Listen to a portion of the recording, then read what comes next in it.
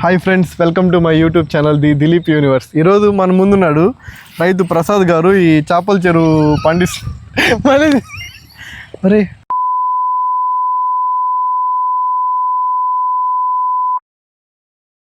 రైతు ప్రసాద్ గారు మన దగ్గర ఉన్నారు. అతను గత 4 సంవత్సరాలుగా ఈ చేపల చెరువు అనే దాన్ని పండిస్తున్నారు. దీన్ని అతని ఇన్ఫర్మేషన్ అతని ద్వారా మనం తెలుసుకుందాం. నమస్కారం ప్రసాద్ గారు. నమస్కారం.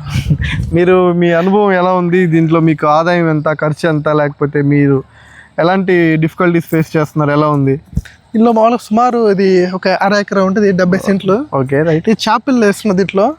ఈ చేపల్లో ₹1 లెక్కన కొనుక్కొని దాన్ని ఒకటి ₹10 లెక్కన అమ్ముతాం. ఇప్పుడు ఎన్ని పిల్లలు వేస్తున్నారండి? ఓకే, 25,000 పిల్లలు. 25,000 పిల్లలు. ఇప్పుడు మీరు 25,000 పిల్లలు వేస్తే అవుట్పుట్ మనకి 25,000 వస్తుంది. లేదు, ఒక 5,000 కొంగలు ఇవన్నీ చేపలు, 20,000 మిగులుతాయి. 20,000 మిగులుతాయి. 20,000 అంటే 20,000 ₹1, ₹10 వేసుకున్నా ఎంత? 2 లక్షలు. 2 లక్షలు.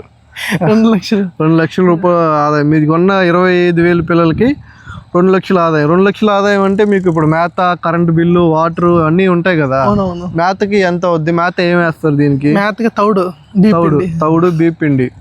ఎలాగేస్తారు? ఇలాగేస్తారు? రోజుకి ఎన్ని పూటలు వేస్తారు? ఏంది ప్రాసెస్? ఒక పూట వేస్తాం, పొద్దున కానీ. మీరు కొత్తగా ఈ ఫిషింగ్ పాండ్ పెట్టుకునే వాళ్ళు అనుకునే వాళ్ళకి ఏ విధంగా మీరు చెప్తారు? మంచిదా కాదా, లేకపోతే ఎలా పెట్టుకోవచ్చు? How suggestion you will give Prasad గారు? ఫస్ట్ గుంట పెట్టేదానికి ఒక 2.5 లక్షల ఖర్చు అవుతుంది. ఓకే, ఎందుకంటే మామూలు పొలాన్ని గుంటలా తయారు చేసుకోవాలా అంటే 24 hours అంతా ఈ గుంట మీద ఉండాలా. అంటే దేని ఇంకో పని ఉండకూడదు. చెక్ చేసుకుంటా, దొంగలు వస్తున్నారా చేపలు పట్టుకోవడానికి? యూత్కి మీరు చాలా మంది రొయ్యల గుంటలు పెట్టాలనుకుంటున్నారు. ఇప్పుడు మీ యొక్క ఎక్స్పీరియన్స్ తో అంటే ఇప్పుడు ఇంతవరకు మనకి వచ్చిన పెట్టుబడి కన్నా బాగానే వచ్చాయి డబ్బులు. ఒక 2 లక్షలు పెడితే 4 లక్షల దాకా వచ్చాయి మనకి లాభం.